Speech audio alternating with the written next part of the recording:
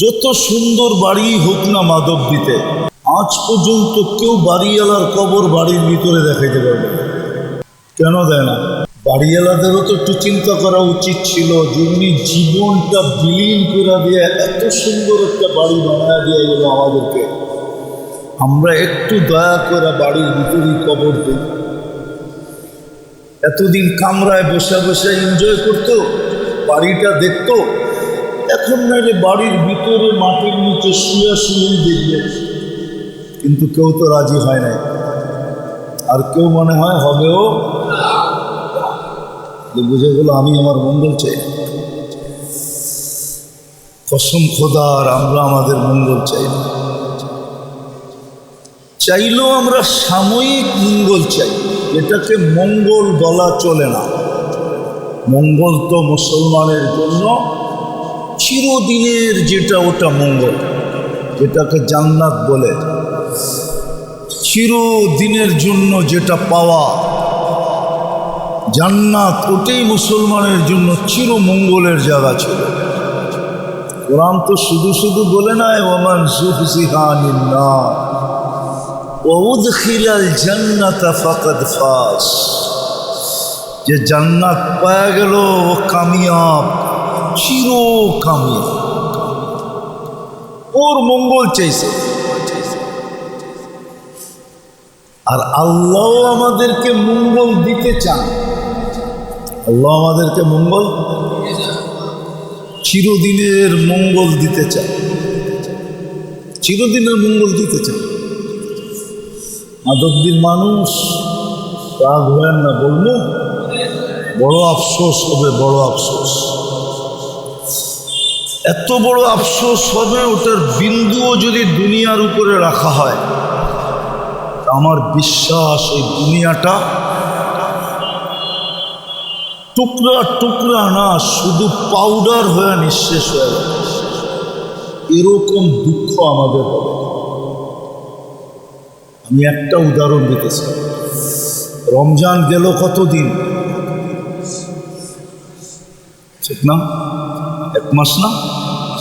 হ্যাঁ, রমজানে 1 ডোক পানি দিয়ে আপনি জান্নাত নিতে পারতেন, আমি নিতে পারতাম। কিন্তু একজনও নাই এখানে নিচ্ছে বলে মনে হয়। হাদিস বলে মান ফাত্তারা সাইমান শুরবাতা মা, যে রমজানে কোনো রোজাদারকে 1 ঢোক পানি দিয়া রোজা খোলাইল হাতে পায়ে ধরা, সেজন্য নিজেকে জাহান্নাম থেকে মুক্ত করল। বলেন এখানে কে আছে যে আমি হাতে পায়ে ধরা 1 ঢোক পানি দিয়া রোজা খোলানোর ডেলি চেষ্টা করি বা একদিন করছি? রাস্তার পথিককে না করছি, আমার প্রতিবেশীকে তো করতে পারতাম, আমার পাশের বাড়িওয়ালাকে তো করতে পারতাম, আমার বাড়াটিয়াকে তো করতে পারতাম, কিন্তু করি তো না। কালকে যদি আল্লাহ জান্নাতটা একদিকে রাখে আর আমাকে বলে ভালো মতো তাকায়া তাকায়া দেখ, আর আমি দেখার পরে যদি বললাম যে আল্লাহ এই জান্নাত কার, আল্লাহ যদি বলেছিল তো করিস, নিতে তো পারতি 1 ঢোক পানি দিয়া, এই সুযোগটা তো আমি তোকে দিছিলাম, কিন্তু তুই তো নিলি না। বলেন তখন দুঃখটা কিরকম? জান্নাত তো 7-8% বাড়ি না।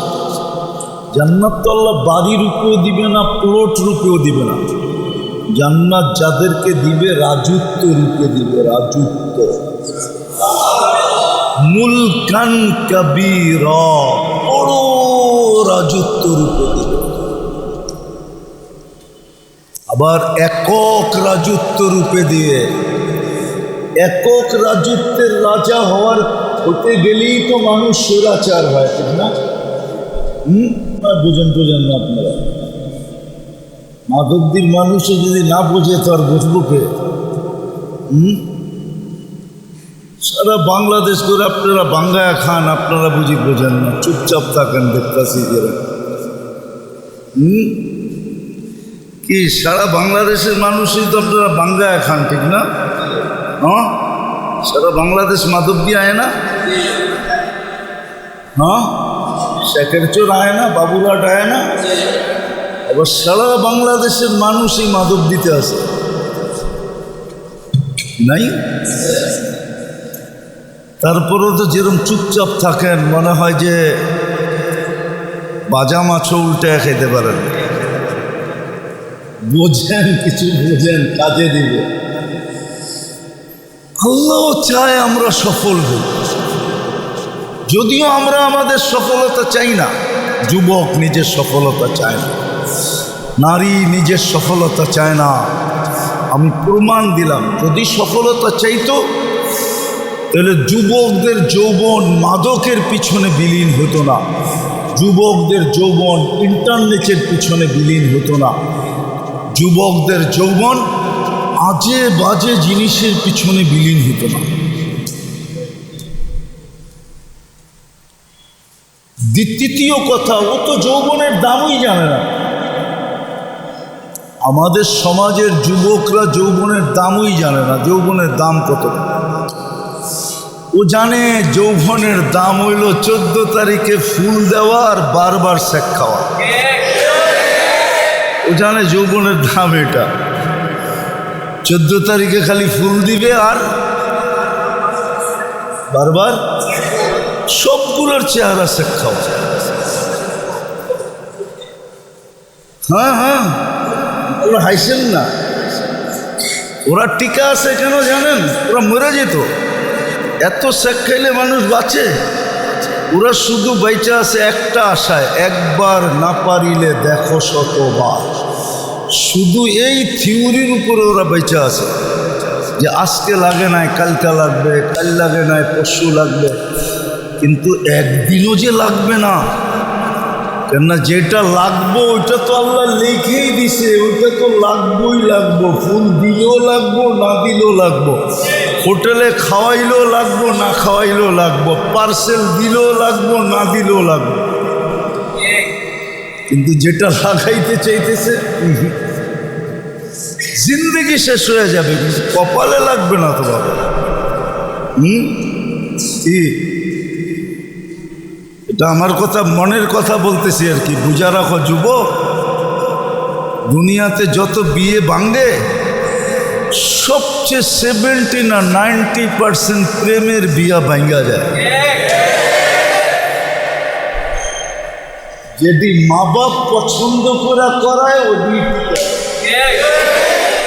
নাহলে বাকিটি কি যায়। কি ওরা তো উর্দু মুর্দু পড়ে নেয়, বোঝেও না, ঠিক না? যতই ভালো দেখতেছ লড়কি ও গুম হয় जो ससुराल में जाके फटती है। করা হইল ওই বোম তোমার বাড়িতে যে ফাটবো, এর আগে আর ফাটবো না। এর আগে তুমি বুঝবো না এটা কোন কালারের বোম,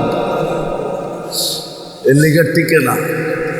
আমি যেটা বুঝাইতেছিলাম, ওরা যদি মঙ্গল চাইতো তাহলে যুবক যৌবন নিশায় কোনোদিন বিলীন করতো না, ইন্টারনেটে বিলীন করতো না, আজে বাজে জিনিসে বিলীন করতো না। আমরা যদি জীবনের আমরা যদি মঙ্গল চাইতাম তাহলে আমাদের জীবন এই মাটির দুনিয়া বিছানের পিছনে ব্যয় হতো। মাটির দুনিয়া বললাম না আমি, ফেরেশতা মরার সাথে সাথে বলবে। আর আল্লাহ আমাদেরকে মঙ্গল দিতে চান, আল্লাহ আমাদেরকে মঙ্গল যদি না চাইতেন তো আমাদেরকে সুযোগ দিতেন না। কি আমার বয়স যদি 60 হয় তাহলে 45 বার আমার কাছে সুযোগ আসছিল, আমি এক টোপ পানি দিয়ে জান্নাত নিতে পারতাম। 15 বছর বাদ দিলাম, 60-এর 15 বাদ দিলে কত থাকে? 45টা রমজান তো আসছে আমার জীবনে, না আসে না? হ্যাঁ, যেগুলো আমি আমার মঙ্গল চাই না, তাহলে তো আমি জান্নাত নিয়ে নিতাম। তাহলে আমরা আমাদের জীবনকে এই দুনিয়া গুছানের পিছনে লাগায়া দিতাম না, বরং আমরা সুযোগগুলাকে তালাশ করতাম আর কাজে লাগায়, যাতে কালকে আফসোস না করতে হয়, কালকে আফসোস না করতে হয়। এই জন্য কোরআনে আফসোসের কথা লেখা আছে, ইয়া লাইতানি কদ্দামতু লিহায়াতি, আমি যদি আখিরাতের জন্য কিছু পাঠাই, জান্নাতের জন্য যদি করতাম। আজকে জান্নাত তো আমরা চিনি না, আমাদের জমা সমাজে জান্নাতের যতটুকু আলোচনা হওয়ার দরকার ছিল অতটুকু আলোচনা আমাদের সমাজে হয় না। শুধু জান্নাত জান্নাত শব্দটা উচ্চারণ হয়, কিন্তু জান্নাত জিনিসটা কি ওটা বলা হয় না। জান্নাত জিনিস কি বললে হয়তো আমাদের যুবকরাও আকৃষ্ট হতো, যুবতীরও হতো, মা বোনরাও হতো, পুরুষরাও হতো, বড়রাও হতো, ছোটরাও হতো, জান্নাতের দিকে আকৃষ্ট হতো। কেউ জান্নাতের দিকে আকৃষ্ট না। যেরকম সাহাবায়ে কেরামের পরীক্ষা নিয়েছে আল্লাহ রসুল, তোমরা জান্নাতের দিকে আকৃষ্ট কে? সবাই বলছে আমরা আকৃষ্ট। আমাদের ব্যবহার দেখা কি আপনার মনে হয় না আমরা কি আকৃষ্ট? তো আল্লাহ কোরআনের আয়াত পাঠায় দিছে, বন্ধু ফালিয়াতানাফাসিল মুতানাফিসুন, এরাই বাস্তব জান্নাতের দিকে দৌড় দিতেছে। আমরাও জান্নাতের দিকে দৌড় দিতে, আমরা জান্নাত চিনি না। জান্নাত জিনিসটা কি? জান্নাতের আলোচনা না, জান্নাতের এক একটা জিনিসের আলোচনা না। জান্নাতের কাপড় কি হবে, কোন সুতা কোন কাপড় দিয়ে জান্নাতের পোশাক তৈরি হবে, জান্নাতের নূরের কাপড় দিয়ে পোশাক তৈরি হবে।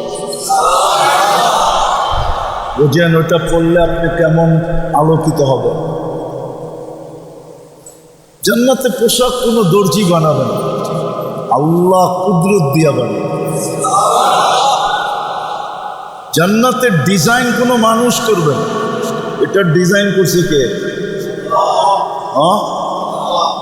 বর্তমানে 850 কোটি মানুষের ডিজাইন করছে কে? আমাদের পোশাকের ডিজাইনও আল্লাহ কুদরত দিয়া করবে। ডেলি একটা কাপড় চেঞ্জ করবে না, ডেলি 70 বার কাপড় চেঞ্জ করবে। এবার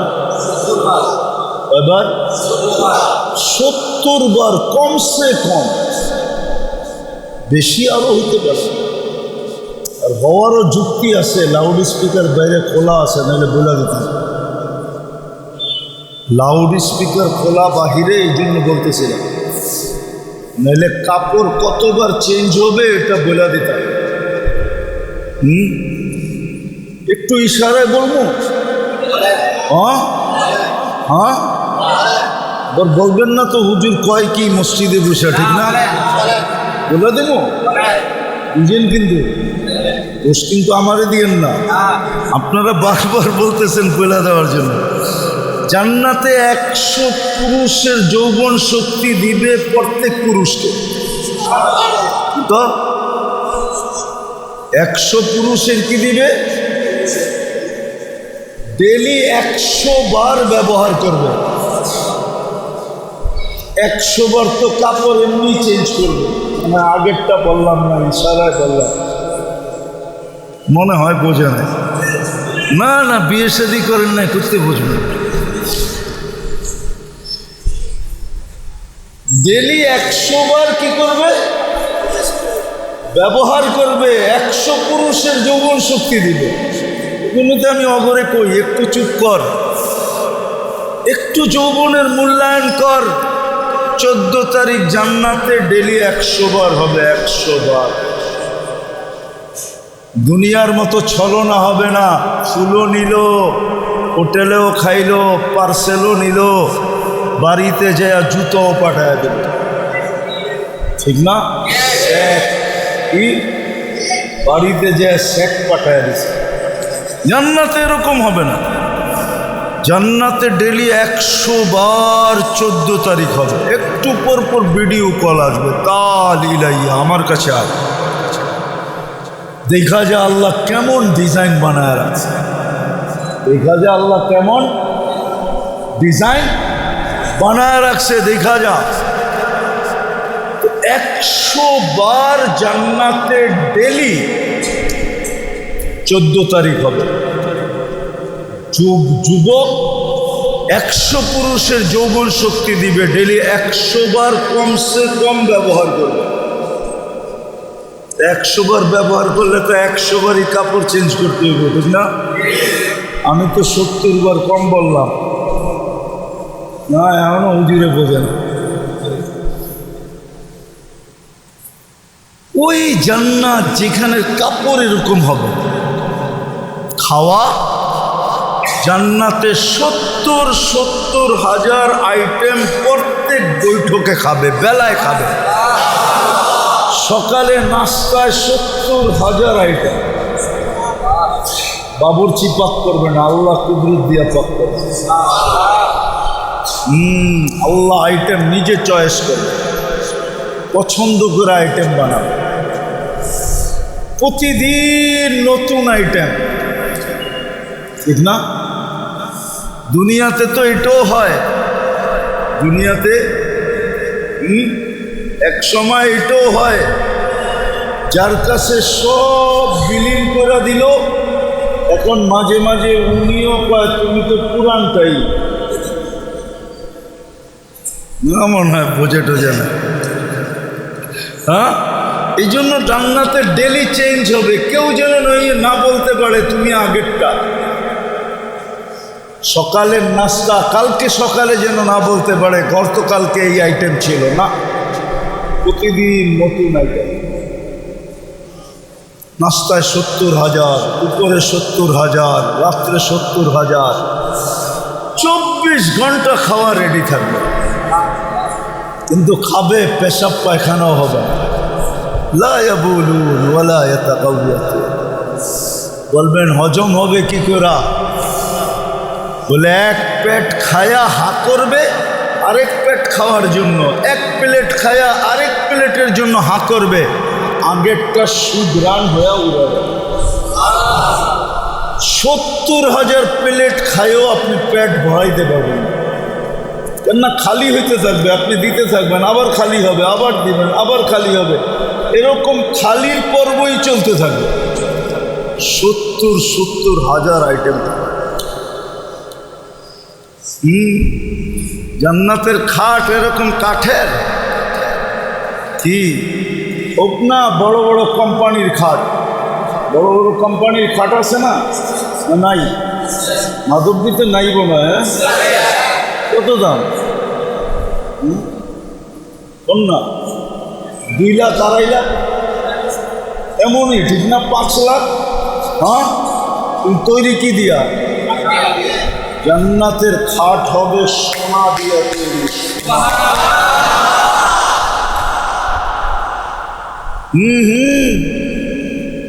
সোনার খাট, রূপার খাট, জবরজুদের খাট, জমররুদের খাট, ইয়াকুতের খাট। এই মাধবদীতে পাওয়া যাবে। এই রোজার ঈদে বহুত বাড়ি ঝগড়া হয়েছে, শুধু পছন্দের একটা আলমারি এনে দেয়, ঠিক না? পছন্দের একটা চেয়ার এনে দেয় না, পছন্দের একটা সোফা এনে দেয় না, ঠিক না? পছন্দের একটা কাপড় এনে দেয় না। জান্নাতে সব হবে 8 প্রকারের আইটেম দিয়া। সোনা, রূপা, সোনা, রূপার চেয়ে সোনা দামি, সোনার চেয়ে জবরদুদ দামি, জবররুদের থেকে জমররুদ দামি, জমররুদের থেকে ইয়াকুত দামি, ইয়াকুতের থেকে মারজান দামি, মারজানের থেকে মুক্তা দামি, মুক্তার থেকে হীরা দামি। সমস্ত আসবাবপত্র হবে 8 প্রকারের জিনিস দিয়ে। বিল্ডিং এক এক তালার দূরত্ব হবে জমিন থেকে আকাশ পর্যন্ত। এবার 100 তালাটা কিরকম বড় হবে? যার কাছে যতটুকু কোরআন আছে ওটা দেখেন, কিন্তু যে যতটুকু কোরআন জানে তার বিল্ডিং অত তালা হবে। হ্যাঁ, বিশ্বাস হয় না? সবচেয়ে বড় টাকা দেয় হাফেজ দেয়। এক এক তলার দূরত্ব জমিন থেকে আকাশ পর্যন্ত। উনি ভাবতেছে সাদে কেমনে যাইবে, বুঝলেন? সুপার লিফট লাগানো আছে, চোখের পলকে নিয়ে নামায় দেবে। হাত দিয়া চলবে না, বটন চাপতে হবে না, মন দিয়া চলবে, মন দিয়া। লিফট জানবে আপনি কয় তালায় যেতেছেন। মনে হয় বোঝেন না, প্রত্যেক তালায় তালায় রাখা আছে। লিফট জানে কোন তালার থেকে ফোন আইছে। কি মনে হয় বোঝেন না? লিফট জানে কোন তালারতে এসে ওই তালায় ঠক করে নিয়ে লাগায় দেবে। বাহির হয়ে দেখবে হাসতেছে, এক হাসি 30 বছর খালি তাকায় তাকায় দেখবে। হাসি দেখা হুশ উড়া যাবে, লাড্ডু হয়ে যাবে, লাড্ডু খালি তাকায় থাকে। ওরে গালে চিমটি দিয়ে হুশে আনবে, বলবে খালি হাসি আর কিছু নাই। আলাইসা লাকা ফিয়া রাগবা, আমার ভিতরে আর আকর্ষণের কিছু নাই, হাসি দেখি বেহুশ হয়ে গেলি, বাকি কিছু তো খুলি নাই। করলে কি অবস্থা হইব তোর আল্লাহ জানে। ওই বিল্ডিং দিবে, ওই খাওয়া দিবে, এই দুনিয়ার থেকে 10 গুণ বড় রাজত্ব। এই খাল বিল নদী নালা পচা মাটি না, জান্নাতের মাটি হবে মুস্ক। দুনিয়াতে বৃষ্টি যত মাদক দিতে বাড়ে, ট্রেনের দুর্গন্ধ তত বাড়ে। হ্যাঁ না, বাড়ে না? হ্যাঁ, জান্নাতে বৃষ্টি যত বাড়বে, রহমতের বৃষ্টি হবে জান্নাতে। যত বৃষ্টি বাড়বে তত জমিনের থেকে সুঘ্রাণ বাড়বে, কেননা মাটি মুস্ক দিয়া তৈরি। ঘাসগুলা জাফরান, মুস্ক আর জাফরানের মিশ্রণে এরকম ঘ্রাণ বাহির হবে যে জান্নাতি পর্যন্ত অবাক হয়ে যাবে, মাতাল হয়ে যাবে। এই কি ঘ্রাণ! হায় হায়, ওই জান্নাত। আল্লাহ আমাদেরকে সফলতা রূপে দিতে চাইতেছে।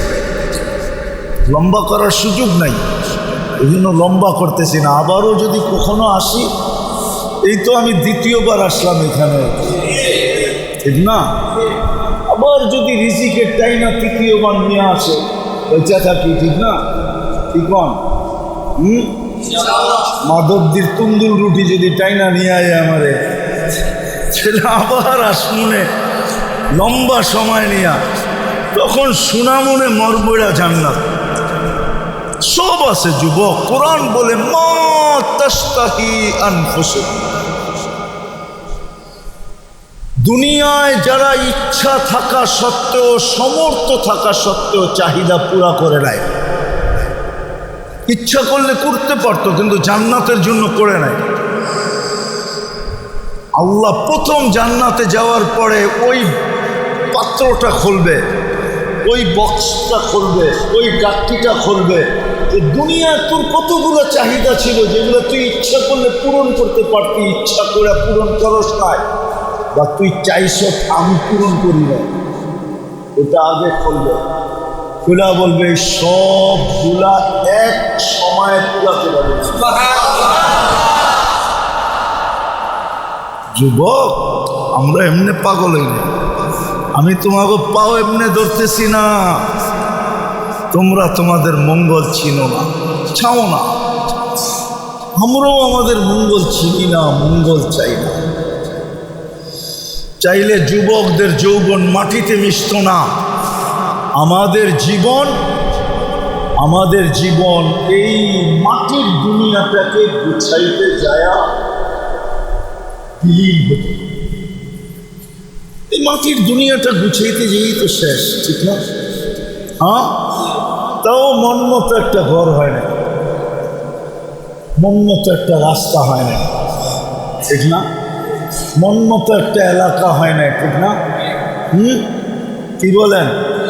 হ্যাঁ, আমরা তো এমনি রুগী। মশার কয়েল জ্বালাইতে জ্বালাইতে মশা তো যায় না, আমরা জ্বলা যেতেছি। আপনি জানেন মশার কয়েল আপনার স্বাস্থ্যের জন্য কত ক্ষতিকর, কিন্তু ডাক্তাররা তো বলবেন।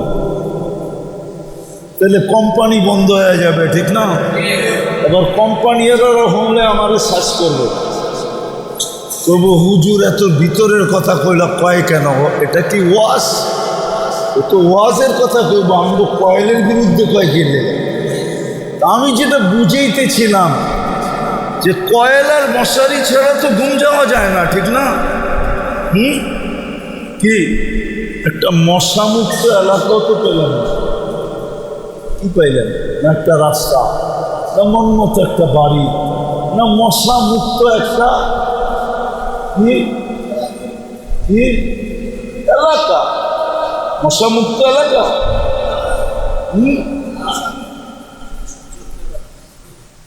এত কেমিক্যাল মাদক দিতে ব্যবহার হয়। দেখেন মশা কিন্তু আমাদের তো স্ট্রং। মাদকদি ফ্যাক্টরিতে যে কেমিক্যালগুলো ব্যবহার হয়, এটার দুর্গন্ধে সব মশা মরে যাওয়ার কথা, কিন্তু একটাও মরে না। তাহলে বোঝা গেল ওদের হাড় বাইর করে যদি আমাদের মধ্যে লাগানো হয় না, তাহলে মনে হয় আমরা ওদের মধ্যে স্ট্রং থাকবো। কি মাদকদি ডাইং ফ্যাক্টরিতে কি কম কেমিক্যাল ব্যবহার হয়? কি এক প্রকারের কেমিক্যাল? শত প্রকারের কেমিক্যাল। দুনিয়ার কি পেলাম?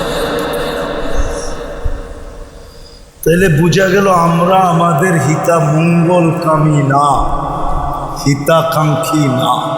এই যুবকরাও নিজেদের হিতাকাঙ্ক্ষী না।